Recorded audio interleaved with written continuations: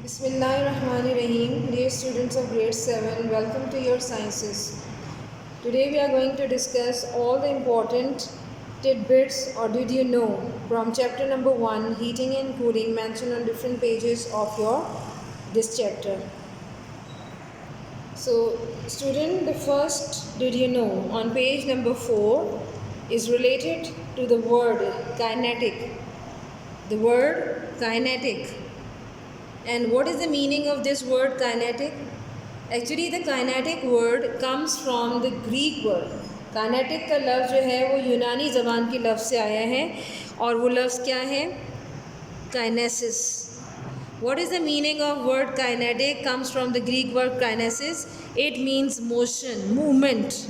Movement means that transport of something from one place to another.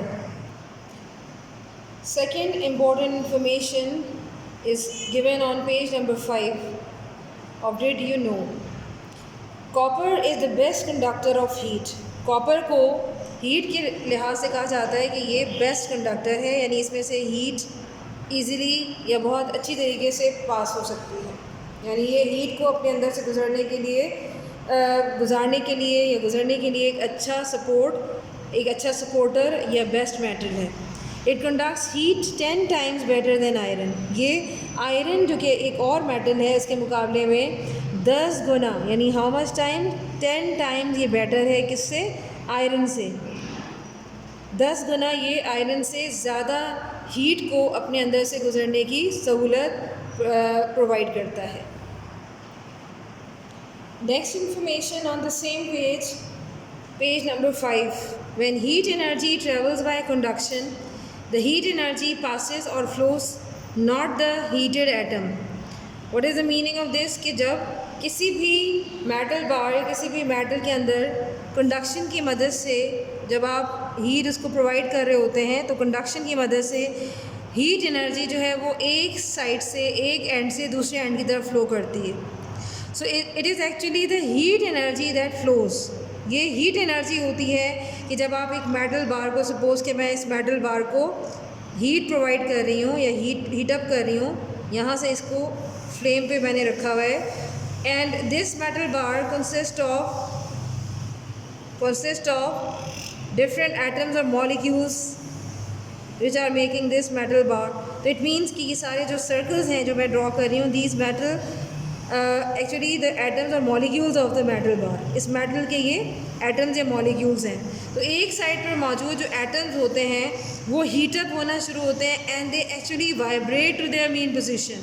Actually ये atoms यहाँ पर mention हुआ है बेटा, नॉट द हीटेड एटम, यानी हीटेड एटम जो यहाँ पर हीटअप हो रहे हैं, गर्म हो रहे हैं, वो एक जगह से दूसरी जगह मूव नहीं कर रहे, बल्कि इनके अंदर मौजूद जो हीट एनर्जी जो इनको हासिल हो रही है एक एंड पे, वो एक एटम से दूसरे एटम की तरफ ट्रांसपोर्ट हो रही है या एक तरीके से मूव कर रही है.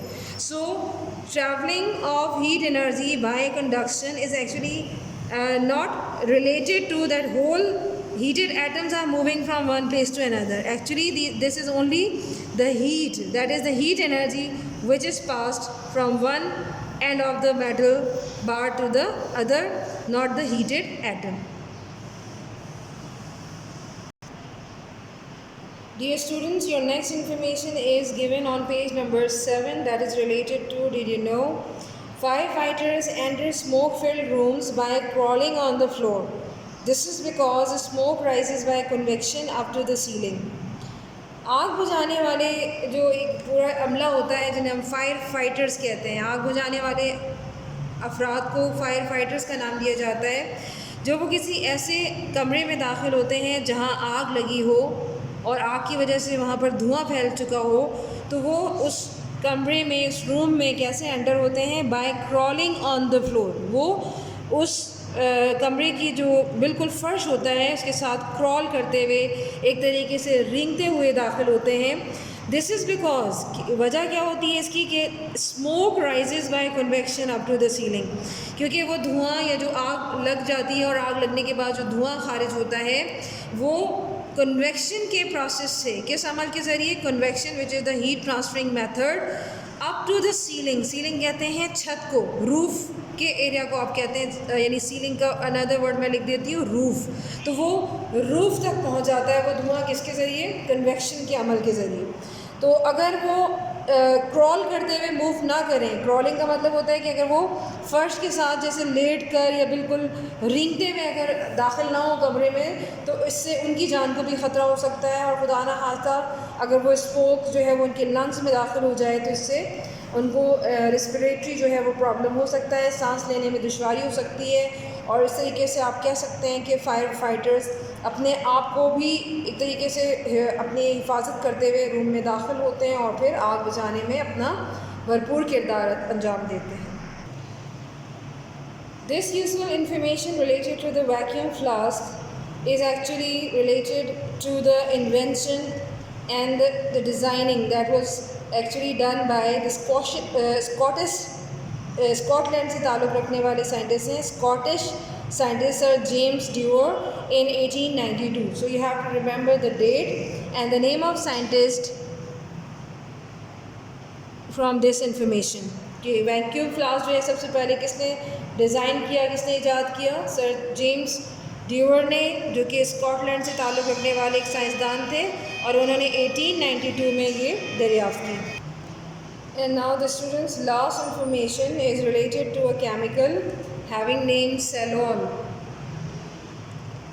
and scientific name or chemical name of this chemical is phenyl salicylate. Phenyl salicylate. So it is a sweet smelling chemical. ये क्या है? ये एक बहुत ही खुशबूदार केमिकल होता है that is used in the making of soap, जिसे सोप यानी साबुन की तैयारी में इस्तेमाल किया जाता है। साबुन बनाने के लिए इस केमिकल को यूज़ किया जाता है। And in solid form, this chemical, that is Salol, melts at 41 degrees Celsius. So this useful information is related to actually the point that not all substances melt at the same temperature.